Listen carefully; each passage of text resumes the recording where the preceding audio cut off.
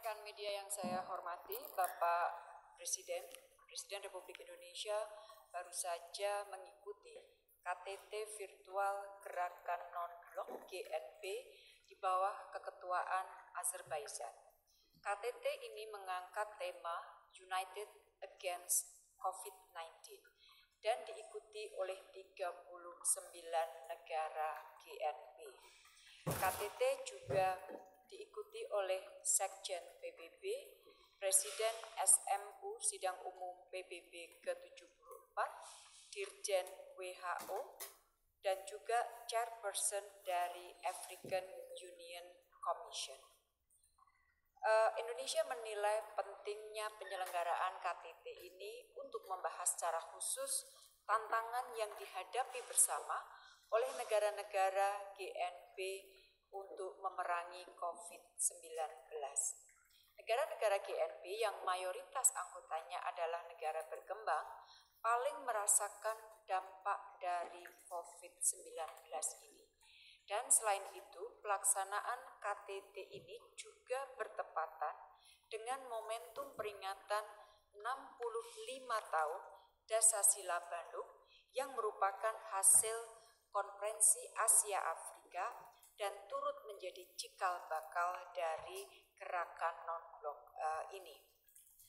Dan rekan-rekan wartawan tentunya tahu bahwa saat didirikan 59 tahun yang lalu, GNB diharapkan menjadi wadah perjuangan melawan musuh bersama, yaitu imperialisme, kolonialisme, dan segala bentuknya.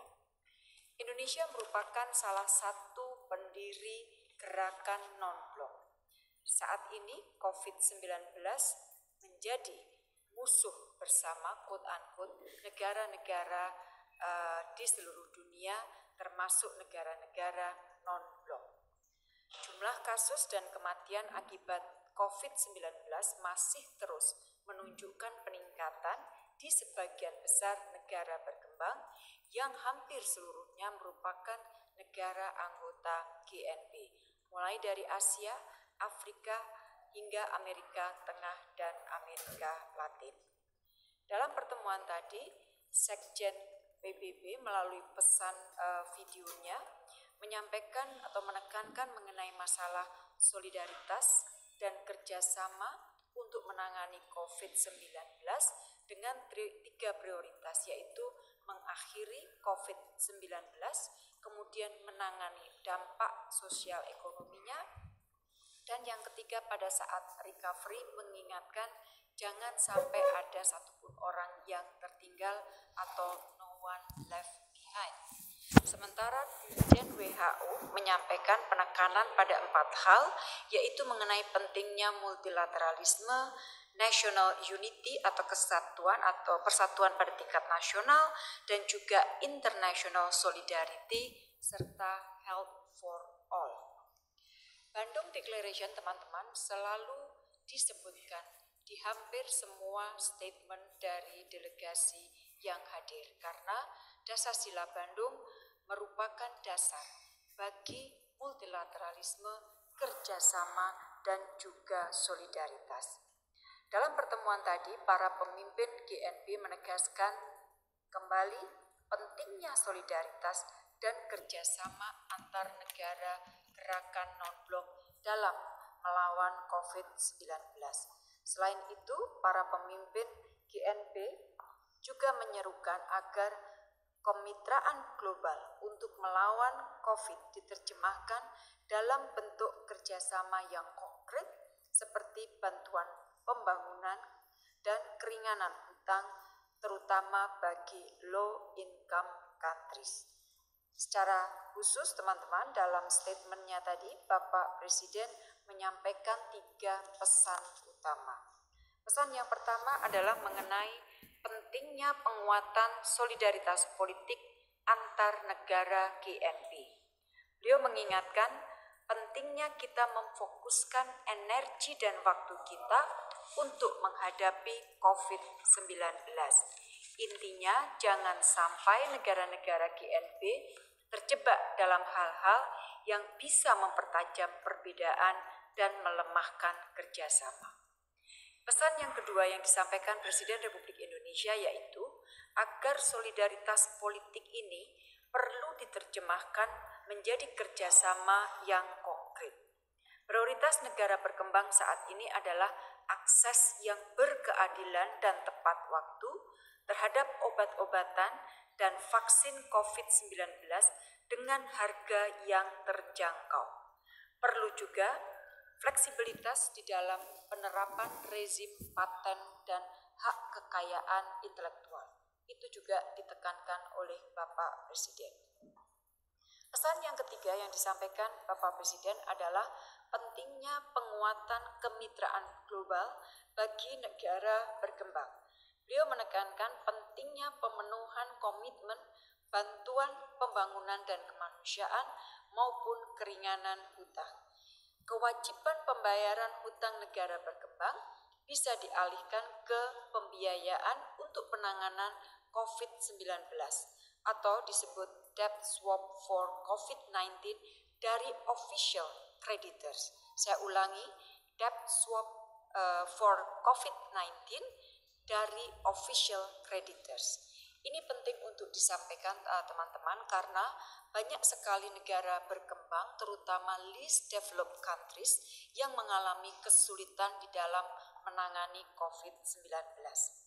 Selain tiga hal ini, Bapak Presiden juga menekankan negara berkembang perlu menjadi solusi bagi perbaikan tata kelola kesehatan global agar kita lebih siap mencegah dan menghadapi pandemi di masa yang akan datang.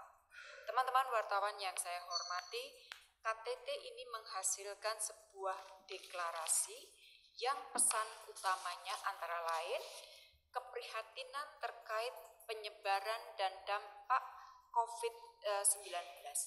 Diakui di dalam deklarasi tersebut bahwa yang paling terdampak adalah the poorest, yang paling miskin, dan the most vulnerable, yang paling rentan, yang akan mengakibatkan tentunya kemunduran pembangunan yang sudah dilakukan oleh negara-negara berkembang dan kesulitan pencapaian Sustainable Development Goals. Selain itu, deklarasi juga menegaskan dukungan terhadap multilateralisme dan WHO di dalam penanganan COVID-19. Terkait ini, deklarasi juga menyambut baik resolusi Majelis Umum PBB nomor 74/270 terkait Global Solidarity to Fight COVID-19 yang salah satu penggagasnya adalah Indonesia. Deklarasi juga menekankan pentingnya solidaritas dan kerjasama termasuk dalam memastikan ketersediaan obat dan peralatan medis dan mencegah dampak negatif COVID-19 terhadap ekonomi. Diangkat juga di dalam deklarasi pentingnya pertukaran informasi dan best practices serta implementasi guidelines WHO terkait COVID-19.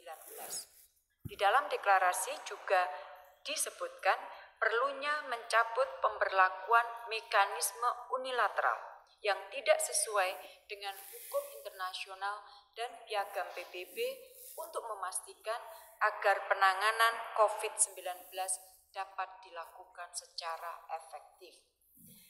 Hal lain yang ditekankan di dalam deklarasi adalah kesepakatan pembentukan gugus tugas GNP.